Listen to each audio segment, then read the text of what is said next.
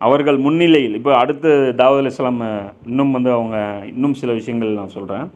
இது வந்து திருப்பாடல்கள் இன்னும் அந்த சங்கீதங்களில் வந்து 78வது அதிகாரத்தில் அவர் சொல்கிறார், அவர்கள் முன்னிலையில் வேற்றினத்தாரை அவர் விரட்டி அடித்தார், அவர்களுக்கு நாட்டை பங்கிட்டு உரிமை சொத்தாக கொடுத்தார், இஸ்ரேல் குலங்களை அவர்கள் கூடாரங்களில் குடியேற்றினார், ஆயினும் உன்னதரான கடவுளை அவர்கள் சோதித்தனர், அவருக்கு எதிராக கிளர்ச்சி செய்தனர், அவர் தம் நியமங்களை கடைபிடிக்கவில்லை.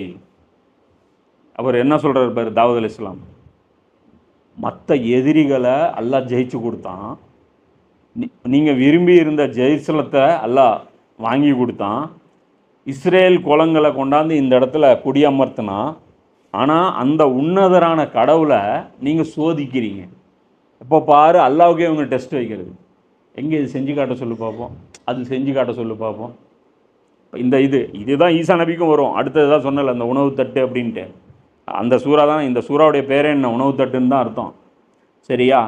அது சொல்கிறாங்க தாவூத் அலைஹிஸ்ஸலாம் சொல்கிறாங்க, அவருக்கு எதிராக கிளந்தெழுந்தனர், அல்லாவுக்கு எதிராக ஃபசாது பண்ணியிருக்காங்க. என்ன பண்ணாங்கன்னு தெரியல. அவர்கள் தம் நியமனங்களை கடைபிடிக்கவில்லை. அல்லாஹ் என்னெல்லாம் சொன்னானோ அதை கடைப்பிடிக்கலை.